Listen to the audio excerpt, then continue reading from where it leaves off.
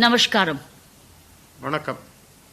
I'm sure you are all watching the challenge which the whole country has on managing COVID virus. I'm sure you're keeping track of what's happening on coronavirus around the country.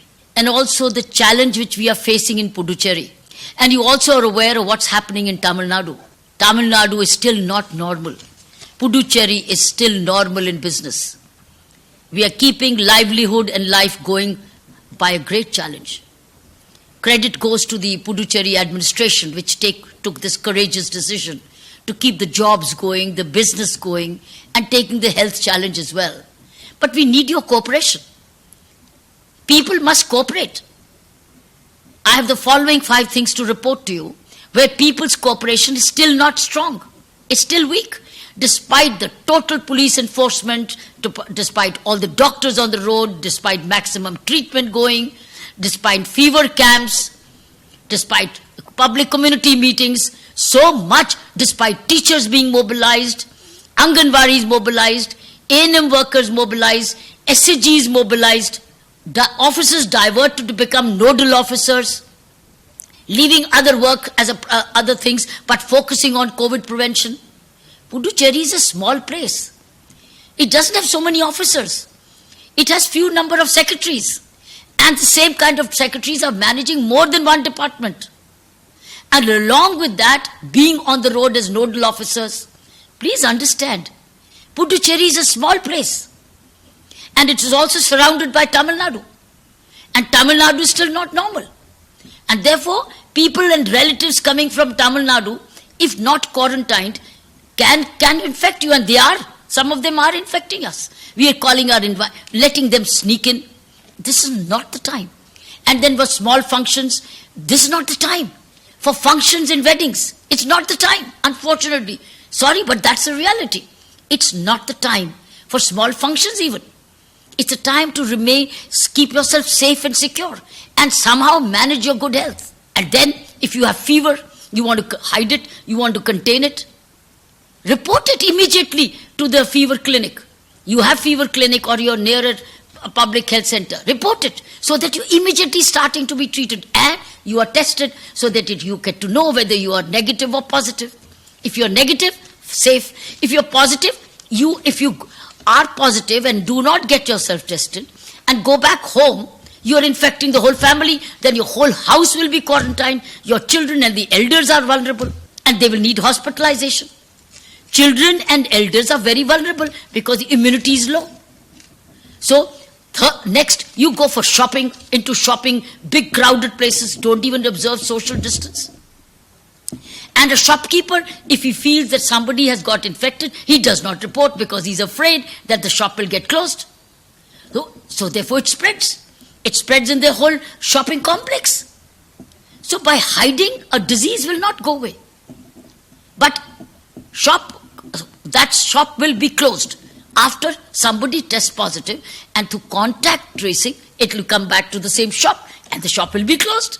Because through contact tracing, we'll get to know. Because every time if anybody is affected, we do contact tracing. Means who has he contacted last few days, so you will come back to the shop. Shop will anyway close. So it's better to report early rather than late. Similarly, in the rural areas also are lax also, and think, oh, it will not come. It will come. And rural areas can spread very fast because the whole village is all house to house close by. So please be careful, and also have Arogya Setu on this. This is an application, Arogya Setu. Once you do that, immediately anybody in the nearby vicinity, if having an infection, immediately it will tell you are close to anybody who has coronavirus. So Arogya Setu, masking, social distancing, clean hands, all the time cleaning. You go to a fish market or you go to vegetable market, you want to jab up each other close by. Maintain your distance and buy your product. Because our bus stand is now a vegetable market. We've been disinfecting your fish market, the Gurbe market. So please abide by. It's a very challenging time. It's not an ordinary habit. Habits have to change according to the challenges of the day.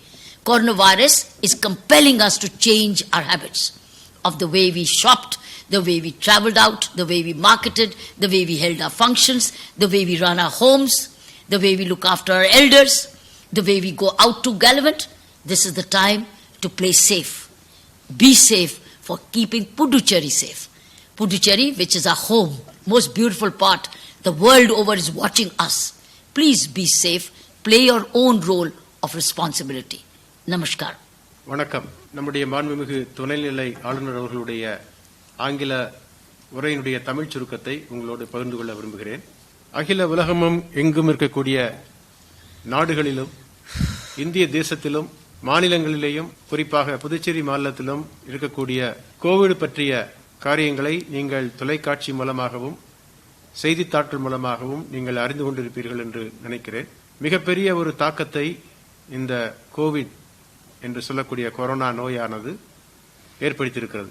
நம்முடைய அண்டை மாநிலமாகிய தமிழகத்திலே மிக அதிக அளவிலே corona நோயினாலே பாதிக்கப்பட்ட மக்கள் இருக்கிறார்கள். நம்முடைய மாநிலம் மிகச்சிறிய மாநிலம். இந்த மாநிலத்துக்கு இருக்கக்கூடிய பார்டர் என்று சொல்லக்கூடிய அந்த நம்முடைய எல்லைகள் எல்லாம் தமிழகத்தோடு இணைந்திருப்பதனாலே அடிக்கடி தமிழகத்தினுடைய மக்கள் இங்கே வருவதும் நம்முடைய மக்கள் அங்கே போவதும் என்பது ஒரு சாதாரணமான நிகழ்வாக அமைந்து விடுகிறது. இதனாலே கொரோனா நம்முடைய புதுச்சேரி மாநிலத்திலும் அதிகமாக பரவிக் கொண்டிருக்கிறது. நீங்கள் பார்த்துக் கொண்டிருக்கிறீர்கள். இந்த கொரோனாவுக்கு எதிரான போராட்டத்திலே புதுச்சேரி அரசு மிக நல்ல முறையிலே செயலாற்றிக் கொண்டிருக்கிறது. பாராட்டத்தக்க முறையிலே அரசு அதிகாரிகளும் ஊழியர்களும் காவல்துறை அதிகாரிகளும் மருத்துவர்களும் செவிலியர்களும் துப்புரவு தொழிலாளர்களும் ஆசிரியர் பெருமக்களும் அங்கன்வாடி ஊழியர்களும் ஏஎன்எம் ஊழியர்களும் களப்பணியை சார்ந்த அத்தனை பேரும் மிக கடுமையாக பாடுபட்டு உழைத்துக் கொண்டிருக்கிறார்கள். அவர்களுக்கு என்னுடைய நன்றியும் பாராட்டுதலையும் நான் தெரிவித்துக் கொள்கிறேன். அதே சமயத்திலே அரசாங்கம் இப்படி கடுமையாக முயற்சி செய்து கொண்டிருக்கும் பொழுது பொதுமக்களாகிய நீங்கள் அவர்களுக்கு எந்த அளவுக்கு ஒத்துழைப்பு கொடுக்க வேண்டுமோ அதை நீங்கள் சரியாக செய்ய வேண்டும். அவ்வாறு செய்யும் பொழுதுதான் நாம் இந்த கொரோனா நோயை தடுத்து நிறுத்த முடியும். நம்முடைய மாநிலம் மிகச்சிறிய மாநிலம். இதற்கு இருக்கக்கூடிய நிதி ஆதாரங்கள் மிகவும் குறைவானது. இருக்கக்கூடிய மருத்துவ வசதிகள், பொருளாதார வசதிகள், அரசு ஊழியர்களை வைத்துக் கொண்டுதான் நாம் இன்றைக்கு கொரோனாவை எதிர்த்து போராடிக்கொண்டோம். எனவே உங்களுடைய ஒத்துழைப்பும் ஆதரவும் அரசாங்கத்துக்கு நிச்சயமாகவே தேவை. தயவு செய்து நீங்கள் உங்களுடைய குடும்பத்திற்கான விழாக்களை, நிகழ்ச்சிகளை தள்ளி வைத்து விடுங்கள். ஒருவேளை சின்ன நிகழ்ச்சியாக இருக்கலாம். ஆனால் அப்படிப்பட்ட சின்ன குடும்ப நிகழ்ச்சிகளில் தான் கொரோனா பரவுகிறது என்று நமக்கு நடந்திருக்கக்கூடிய நிகழ்வுகளை கொண்டு பார்க்கிறோம். வளைகாய்ப்பு, நிச்சயதார்த்தம் அல்லது பிறந்தநாள் கொண்டாட்டம் என்ற சிறிய சிறிய நிகழ்வுகளை கொண்டு குடும்பங்களிலே இந்த கொரோனா நோய் பரவுவதை நாம் கண்கூடாக பார்த்திருக்கிறோம். அதுபோல பொதுவாக கூடக்கூடிய பொதுமக்கள் அதிகமாக கூடக்கூடிய இடங்களை நீங்கள் தவிர்த்து விடுங்கள். அது ஒருவேளை வழிபாட்டு இடங்களா இருக்கலாம், அல்லது வணிக வளாகங்களா இருக்கலாம், மால்ஸ்லா இருக்கலாம். தேவை இருக்கும் பட்சத்தில் மட்டும் நீங்கள் வீட்டை விட்டு வெளியே வந்து அந்த குறிப்பிட்ட இடத்துக்கு போங்கள். உடனடியாக திரும்பி வந்து விடுங்கள். கூட்டமாக இருக்கிற இடத்துக்கு நீங்கள் தயவு செய்து போக வேண்டாம். இப்பொழுது பார்க்கும் பொழுது சில நேரங்களிலே கடைக்காரர்கள் கூட தங்களுடைய ஊழியர்களிலே யாருக்காவது கொரோனா நோய் வந்துவிட்டால் அதை சொல்வதற்கு தயங்குகிறார்கள். அதை மறைத்து விடுகிறார்கள். அவ்வாறு மறைத்து விட்டால் அது என்றைக்குமே மறந்துவிட முடியாது. இன்றைக்கு கான்ட்ராக்ட் ட்ரேசிங் என்று சொன்ன முறையிலே நோயினாலே பாதிக்கப்பட்டவர்களை நாங்கள் தேடி சென்று பார்க்கும் பொழுது அவர்கள் எந்தெந்த கடைக்கு போயிருக்கிறார்கள் என்பதை நாங்கள் பார்த்து விடுகிறோம். அவ்வாறு பார்த்துவிட்டால் அந்த கடை மேலே நடவடிக்கை எடுக்கப்படுகிறது, கடை மூடப்பட்டு விடுகிறது. எனவே கடைக்காரர்கள் உங்களுக்கு அதுபோல உங்கள் ஊழியர்களில் யாராவது பாதிக்கப்பட்டிருந்தால் தயவு செய்து அவர்களை தனிமைப்படுத்துங்கள், அரசாங்கத்துக்கு தெரியப்படுத்துங்கள். 2 நாட்கள் 3 நாட்கள் அதில் கிருமி நாசினியை தணித்து அந்த கடையை மூடி மறுபடியும் திறப்பதற்கு வாய்ப்பு ஏற்படும். நீங்கள் அதை அறிவிக்காமல் விட்டு சொன்னால் மற்ற ஊழியர்களுக்கும் அது பாதிப்பு ஏற்பட்டு அவர்கள் மூலமாக வாடிக்கையாளர்களுக்கு பரவக்கூடிய ஒரு பெரிய ஆபத்து இருக்கிறது. ஆகவே கடை நடத்துகிறவர்கள் உங்களுடைய பொறுப்புகளை உணர்ந்து நீங்கள் செயல்படும்படியாக கேட்டுக்கொள்கிறேன். அதுபோல பெரியவர்கள், நீங்கள் வீட்டில் இருக்கக்கூடிய பெரியவர்களை பாதுகாத்துக் கொள்ளுங்கள். பாதிப்பு வரும்பொழுது அவர்கள் அந்த கிருமியை எதிர்த்து போராடக்கூடிய சக்தி அவரிடத்திலே இருக்காது. 65 வயதுக்கு மேற்பட்டவர்கள் 15 வயது கீழ்ப்பட்ட சிறார்களை தயவு செய்து வீட்டிலே வைத்து பாதுகாத்துக் கொள்ளுங்கள். அவர்கள் வெளியே வராமல் நீங்கள் அவர்களுக்கு ஏற்ற உதவிகளை செய்து கொடுங்கள். இது அவர்களை பாதுகாக்கக்கூடிய ஒரு வழிமுறையாயிருக்கும். கிராமப்பகுதியிலே இந்த சமூக இடைவெளி கடைபிடிக்கப்படவில்லை, முகக்கவசம் அணியவில்லை என்ற குறைபாடு இருக்கிறது. அந்த குறைபாடை தயவு செய்து நாம் நிவர்த்தி செய்ய வேண்டும். எல்லோரும் தங்களுடைய முகக்கவசத்தை அணிவது, கடைகளுக்கு போகும் பொழுது, ஒருவேளை நீங்கள் மீன் மார்க்கெட்டோ அல்லது இறைச்சி மார்க்கெட்டோ போகும் பொழுது அங்கே கும்பலாக கூட்டமாக போகாதபடிக்கு இடைவெளி விட்டு நீங்கள் வாடிக்கையாளர்கள் நின்று பொருட்களை வாங்கி செல்லுங்கள். அதுபோல வாங்கிவிட்டு வீட்டுக்கு போனவுடனே உங்களுடைய கைகளை நன்றாக சோப்பு கரைசலால் சுத்தப்படுத்திக் கொள்ளுங்கள். அவர் செய்யும் பொழுது கொரோனா நோய் பரவுவதை நாம் நிச்சயமாகவே தடுத்து நிறுத்த முடியும்.